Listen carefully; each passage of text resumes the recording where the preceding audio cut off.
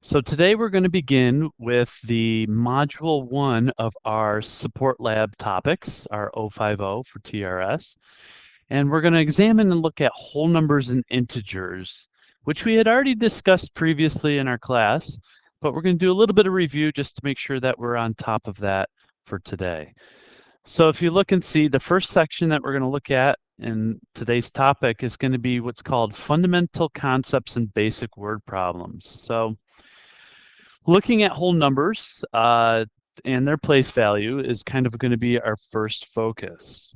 Numbers are described by their value.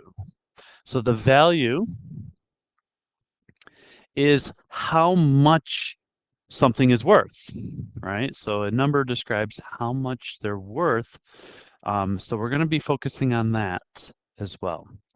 We talked a little bit about what I called my goo goo gaga numbers, or what I'd like to refer to in mathematical talk as our natural numbers. When we first were born,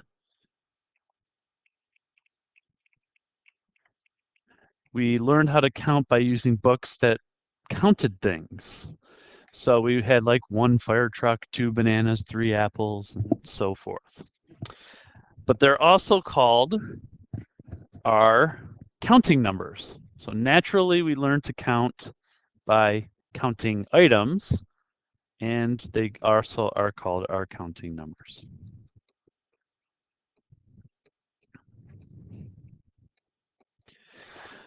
The whole numbers include all of our counting numbers, but we also throw into the mix the number 0. Think about like a hole, a donut hole, right? It takes the shape of a circle, right? And 0 being added to all those counting numbers make them whole. So what's the difference between the sets? I'm going to list out some of the numbers of the sets. So here is our natural numbers. That begins with the number 1, 2, 3, 4, and then we put a dot, dot, dot, which means it goes on forever, right? It continues in that pattern all the time moving forward. As opposed to our whole numbers, which include 0, 1, 2, 3, 4, and on and on and on, going on infinitely. So in this visual, you can see that we in our class are going to be focusing and discussing the real numbers, and broken up into both our irrational and rational. And once we go into another box, it is the thing outside of it as well. So all rational numbers are real. All integers are considered rational numbers as well, because we can make negative numbers, negative counting numbers, positive counting numbers, natural numbers, whole numbers into fractions by putting those over the number 1. We can make any number into a fraction. Irrational numbers are also real, but they cannot be made into a fraction or a decimal that terminates. And it has no patterns, no repeats, and they go on forever in terms of that decimal that gets formed, hence being a separate type of number, okay? I included a little website. I'll try to, when we're meeting in person, to actually discuss what this looks like. It's kind of like a fun game type of thing to sort out the difference between looking at the different sets of numbers up above. But if you click on that and go to the site here, you can have a little practice. It really has like some numbers that pop up, and you can drag it into what type of number it is, and it tells you if you get it right or not. Okay, so let's do a little practice kind of determining what type of numbers we have, and based on the question that we're being asked. So bear with me 1 second. I should have another question up above. Here it is. And the question's asking us the following. It's saying, let's identify the whole numbers from the list of values. So looking at these here, can we pick out which numbers are the whole numbers? So remember, whole numbers aren't fractions. Whole numbers aren't decimals. So they're not in fractional form or in a decimal form. So our first one that I have on here, also too, oops, I should have said too, is that they're not integers, which are negative numbers. So the whole numbers that are listed in this set of numbers are going to contain 0, which really makes the whole numbers whole, right? And then we have the number 1, and there is one more number here that's a whole number, the whole number of 33. We can take any of these numbers and put them over 1 and make them into fractions as well too. So that makes them rational numbers as well. And the numbers in a bigger form they are all real numbers that we are looking to. Okay. So what I recommend at this point here is to pause the video and try the practice question. I'm going to just leave a brief pause in the video and then get into actually answering the questions so you could check over your work.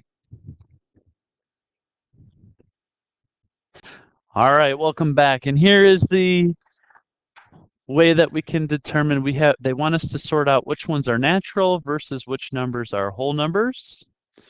So on the line here, I'm going to list out that 14 is a natural number. It's a counting number. 110 is another one. And then the largest one that's in our set is 158. Now you notice that I tend to list them from smallest to largest. It's not really required. And when we start to write it in set notation, that's just the kind of convention that we tend to do, even though it's not necessarily the requirement that you have to do that. And now whole numbers, let's see, does it change? Because 14, 110, and 158 are all natural numbers, which makes them also whole numbers too. But the next question is do we have a 0? And if we look in our numbers that are listed, 0 is here. So we also add 0 to the numbers to list out all of our whole numbers. So place value is the location of an individual digit in a number, which gives it its value.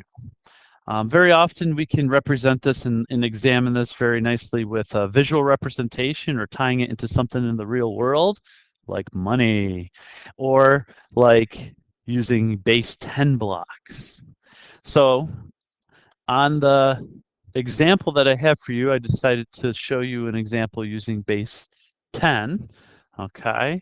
And base 10 blocks here, if you look, these are 10 by 10 squares that if we multiply 10 by 10, we get 100. So there's 100 squares, or excuse me, blocks and squares, yes, I should say, inside of these shapes.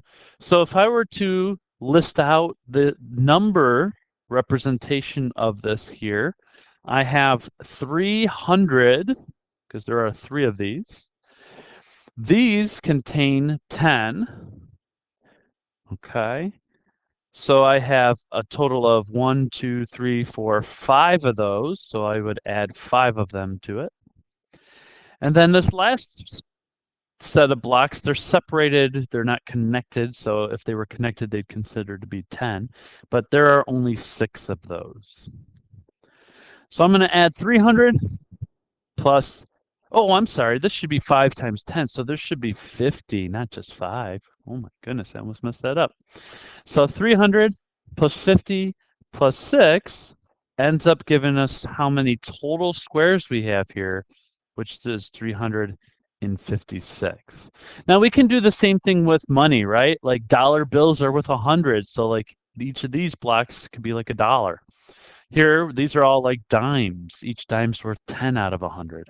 And each of these are like the pennies, right? We have 1 penny and there's 100 pennies in $1. So we could, if we really wanted to, use an example with money to create, you know, a total amount of money and break it up into how many dollars, how many dimes, how many nickels we might have. So what I would like you to do is in the practice here, right in that space, is to create your own example. And what I'm going to ask you to do is to, on Brightspace, in the discussion, please put your example that you create on there. Now, you might want to do it on paper and take a picture of it and upload the image in the discussion, or maybe you want to go ahead and just type in a money example as well too. Or some of you might be very crafty and can just create if you're doing the base 10 blocks, you might be able to make it and then upload it there somehow as well. Okay, so attachments on there should be available, or doing it right in the discussion works too. So I'm going to continue to move along. You could do that at your leisure. Okay, so what we're going to look at next is what place values are. So if I start all the way to the left on this table here, and we look at the smallest place value, and we're talking to the left of the decimal point. So we have directly to the left of the decimal point are ones. Then it goes after the ones, the tens place. After the tens place is the hundreds place. After the hundreds, we get to thousands, 10,000s, 100,000s. And you see that thousands, I should say, not because that's a little bit different when we go to the right of the decimal. And then you can kind of see as you look at this table here, the pattern that exists going to the left. So it's basically that place value and then 10, 100, and then the next place value. So we have millions, 10 millions, 100 millions. We have billions, 10 billions, 100 billions. Try to use the same color that we're working with here. And then trillions, 10 trillions, and 100 trillions. So here's an example for you. I'm going to put this number here onto my table. So the number itself says that we have 1, 2, 3, 4, 5, 6, 7, 8, 9. And I want to identify certain digits of 5, 7, and 3. So 5, 7, and 3. Which position or what is their place value for this digit in that number 1, 2, 3, 4, 5, 6, 7, 8, 9?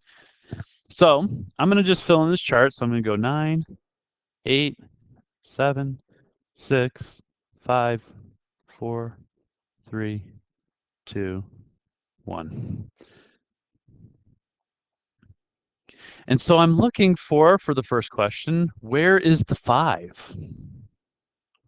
So I see the 5 is here in the 10,000s place. So I'm going to write down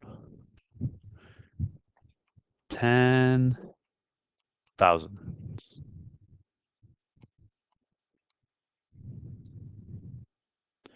So more specifically, how much is the value of this 5 in the 10,000s place?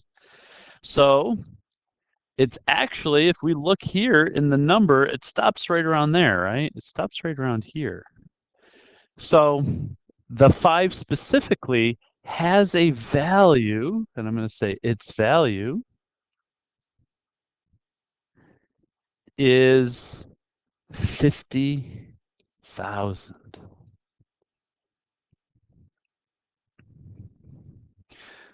Let's try another one. So the next one is the 7. So the 7 is located here. It says hundreds. So we're at the hundreds place. So we have 7 hundreds.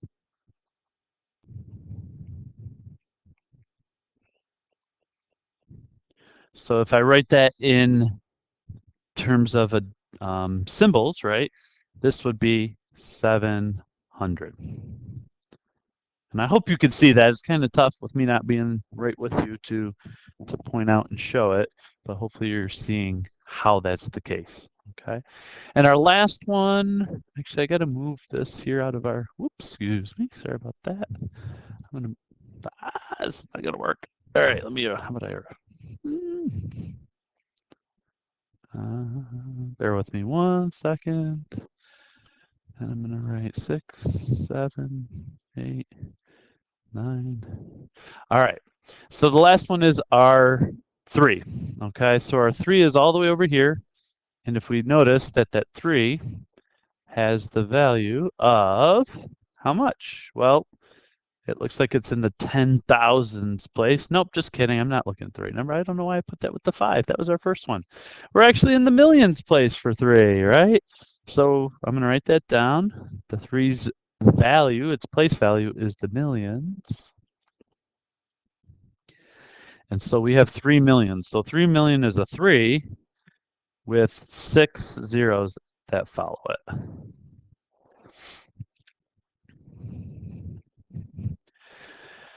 So you may or may not have this table given to you when you're working on questions, but you're always welcome to come back to your notes to look at it. And that being said, while you're working on this next question, I left a couple extra boxes there for us in case we want to write the number in it for this next question. So I'm going to try to do that. You can actually pause me from this video here if you'd like to try it on your own to see if you can list out in words what the place value is, and then maybe actually write how much its value is off to the side like I did as well too. So go ahead and pause me, give it a try, and then once you restart it, I'm going to actually walk through it next. Okay, so here we go. So here is our place value. We have our number, and it's actually the same numbers we had for the last one, but going in the other order. So we're going to have 9, 8, 7, 6, 5, 4, 3, 2, and 1. So I actually didn't say the last question. That was 123,456,789. This one would be 987,654,321. And we're looking for the place value for, in this question, we are looking for the 4. Okay, so the 4 is right here, and it looks like the 4 is in the thousands place. And therefore, our 4 would be 4,000 with 3 zeros after the 4 as its value. The next number excuse me, I should say the next digit that we're looking at is going to be 8. So the 8 is here in the 10 millions place. Nope, just kidding. Yep, nope, I am right. I don't know why I keep writing it in the wrong spot. That's so bizarre that I'm doing that. Okay, so the 8 is 10 TEN thousands place. So 10 thousands. Oh, I'm sorry, but it's an 8, right? So it's actually going to be 80,000 as its value. Oh my word! It's not thousands. It's actually millions. I am off my game right now. Hold on a second. Now let's update this here. So it's actually 10 million. So 10. No, I don't know why this is doing this to me. Hang on 2 seconds here. Let me get this back up. 10 million. Okay, so this should actually be 80 million. So there should actually not just be 4 zeros. There should actually be 3, 6, 7 zeros afterwards. Okay, I'm just going to clean this up just a bit so we can read it. Okay. Oof, that was a close one there. All right, and then the last one's going to be in terms of tens position because our 2 is located down here in the 10 spot. Okay, so 10 is just strictly tens. There we go, TENS. And so we have, well, 2 tens is just 20. All right. So a couple other things that we want to make sure we talk about with regard to place value and how much we're looking at in terms of this section, because this section we're really focusing on whole numbers and their place value. What if we're given our number in words, and what if we want it to change from words to symbols or in terms of digits and numbers? So if I say 342,017 in numbers, what would that look like? So it would look like this: 342, that's 342,000. We put a comma there. And 17, we would have to put a 0 in the hundreds place with a 1 and a 7. So once again, I have another practice for you here. You can pause the video if you'd like to give it a try on your own. Once you unpause, I'm going to go ahead and answer it right on our screen here. And this time we're going backwards from what I just asked you to do. I want you instead to go ahead and take this number here and write it into words. All right, hopefully you gave that a try. Hopefully you paused me to do it. And here's what this one looks like. So I start when I do this all the way to the left with the 5. And the 5 is in the millions place. In fact, it's in the 10 millions place. So in words, we're going to say 50 million. And then we look at the 16, or the 1 in the 6 digits here that we have. And that is going to be 16,000.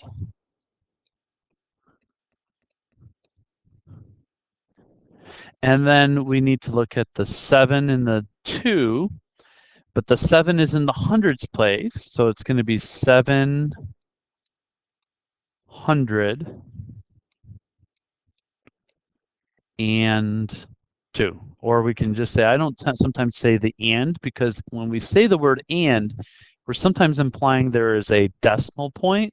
So I'm going to say 700, put a comma here, and write the word 2. And there you have it. So that is going to be the number that we have as well. So I'm curious, I'll have to ask you when we meet again next class in person, did you go ahead and did you, when you did this particular question, look up at the table at the top to guide you when you were working through this one? Or did you just kind of know already what those positions and those place values are? I'm curious. All right, so next page, if we switch on over and head to the top, I always, somehow when I switch over, it's not always at the top. So what if we wanted to compare numbers? Like compare numbers, not only just like, but examining the place value and deciding which one is larger. Is it the left side or the right side of the position of the other number that we're looking at, right? So if I give you two numbers, here they are. Are you ready? Here it is. If I give you the numbers 8 and 8, that's an example of when they are the same, right? So 8 equals 8. In symbols, we use this equal sign. I'm sure you're probably really familiar with that because we've been doing equations earlier in this class, right? In words, we say something like 8 equals 8. Next, if we want, we can look at the greater than, right? So if I take two numbers, the greater than sign looks like this. And I know that some of you, maybe your teachers in the past showed it to you like maybe a fish or a whale. In the mouth of the whale here, let's put some sharp teeth on there for this whale here. It opens up towards the larger number, right? My favorite is doing it like this. That's Pac-Man, right? So Pac-Man always eats the ghosts. Its mouth is open towards the larger. Whatever helps you to remember in this case here, the symbol, the greater than opens like to the left, and the larger number should be on the left. So if I have the numbers 8 and 7, we can say that 8 is greater than 7. in words, I'm going to try my best to do this here. If it's going to let me, I could say that 8 is greater than 7. And then finally, we have our less than. So same idea like we were just saying. If we have the open of our symbol to the larger number, the point is going to go on the left instead, which means our larger number will be on the right. And therefore I have two numbers. Let me change it up a little bit and say 8 and 9. I can say that 8 is greater than 9. Just kidding. 8's not greater than 9. That doesn't make any sense. So it's going to be 8 is less than 9. That makes better sense, right? So let's compare in this next couple. Well, I got an example and then some practice too. Let's compare our two numbers. So what we do is we got to start all the way to the left and go one digit at a time and compare the two numbers. And when we get to the point where they're not the same, whatever one's larger, the whole number is going to be larger. So I'm going to try my best to show this on the video. So like this, 1 and 1. They're the same. So what we need to do next is to slide it over, which is not going to let me do that. There we go, to the next number, which is 0. And 0 compared to 0, they're the same exact things, right? So once again, we keep going to the next digit after that, which is on the left number, a 1, and on the right number is 0. So comparing 1 and 0, which number's bigger? Well, obviously that's the 1, right? So this means that our whole number here on the left, that number is actually 101,000 versus 100,999. So we would have a greater than sign go into the mix there. If you want to pause the video and try it yourself, feel free to. And I'm going to continue with the answer in a moment here. So the answer to both of these next two questions is less than. So I have 505 is smaller or less than 550. Even just saying the numbers at this point because they're kind of small, you probably already knew that. But compare, right? The 5 and the 5. Oh, 5 and 5, they're the same. Then you go 5 and 0. 0 smaller than 5. 12,501. 12,510. Once again, like I had said, is that they are less than. So 12,501 is smaller than 12,510. All right, so the changing up kind of our subtopic here in this first section of our module 1, we're going to now look at how do we round. Okay, so large numbers are often expressed as an approximation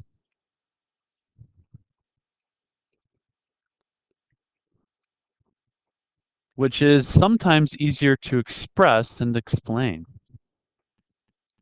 This is sometimes blank blank to illustrate a point.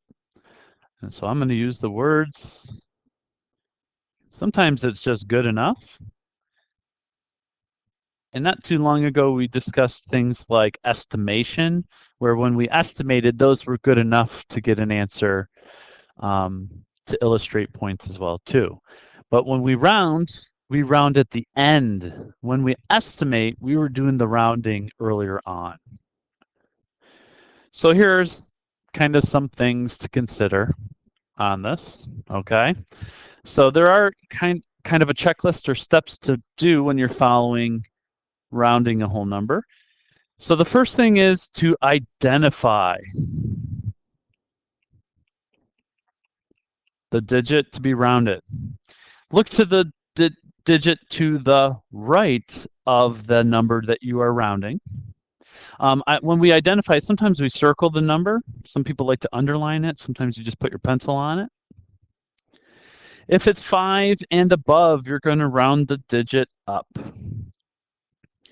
If it's 4 or below, because we're dealing with whole numbers, by the way, you do not round, you keep it the same. You do not change it.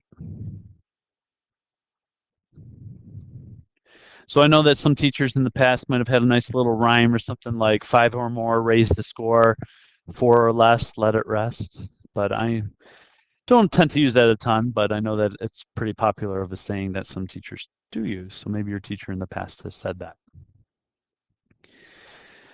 All right, step 3, our last thing is we want to change all the digits after the circled digit that we're rounding to the number 0. So hopefully, like I said, this first section that we're getting into today, we talked about some of it already previously in our class, but I wanted to also just make sure, like I said, we're reviewing it to have it in our toolbox for some of the things we're going to get into, both in this TRS stuff, but also in our Math 150 as well. So here's an example. We have 145,329, and it's asking us to round to the nearest thousand. So I got to find that place, right? The nearest thousand is located at the 5. So I'm going to circle this 5. I wanted it red, but it didn't let me do it. Okay, so the 5 is right here. So what I do next is I look at to what is after the 5. So after the 5 is 3. So then we identified the 5. We looked to the right, and we noticed that it was this. It was 4 or less, right? Because it was a 3. So I'm going to keep the 5 a 5. And so it is going to end up being 145. And then it says we change everything after that to 0. So there should be 3 zeros that follow. So I have 145,000. It's now rounded, and we're done. One last practice for this section of what we're talking about today. So if you'd like, you can pause the video and give it a try. In a moment, I'm going to go over what the answer is.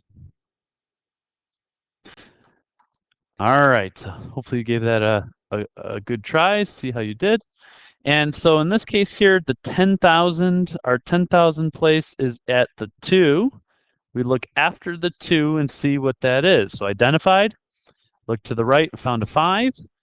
In this case now, the 5 is going to bump up the 2 to make it the next number after 2. So 2 will become a 3. And then everything after that is going to change to zeros. Yep, this 2 here is going to change to a 3. This is going to become a 0. And everything after it becomes zeros as well. So we are rounding it. So we are going to, that 2 is not going to stay a 2 anymore. It's going to change to a 3 because the 5 made it bump up to the next number. All the numbers after that are a 0. So we have 830,000 is now this number, 825,906, rounded to the nearest 10,000. And the last one here, our last question to practice, is the nearest 10. Now this time, there's another 2, surprise, surprise, in the 10 spot. We're going to look after the 2, which is a 3, and decide, is it 5 or more? So is the 3 5 or more? No, it's not. So it's going to stay the same.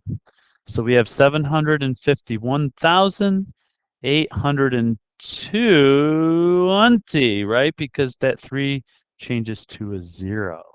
Anything after what we're rounding to will switch to a 0.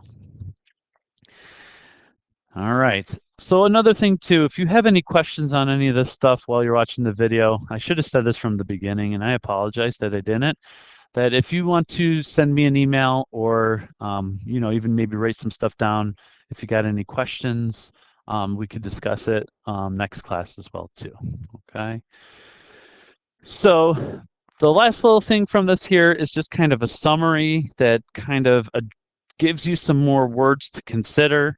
So the big picture of this section here is that we're also considering, like, what if we have some word problems in the mix? We're not going to get into too much detail, but just talk about how they translate. So on this here, what we're going to look at are the words again. You've already seen these before. All different types of words that mean addition. So the words that mean addition are the following: sum, plus, total, added to, additional, altogether, increase of. All these mean addition. So our symbol for addition obviously is our plus sign. I always, when I see more than, underline it and draw an arrow afterwards. And here's a small little example for you. So if we want to find the sum of these two numbers, the sum would be that we would take 8,012 plus 135. Now, obviously, we can do this off to the side. You have access to your calculators, so if you want to try it, you can. If we add those two numbers together, we have 8,147. Subtraction. Subtraction is our minus sign. The two things that I need you to make sure you're careful with are decreased by and less than. Remember, less than, we start with what's to the right. Those are things you want to be very, very careful about. And I actually did this in the example that's on here because I say, what is 27 less than 165? So the way we would write this would actually to start with 165, do a subtraction sign, and then 27.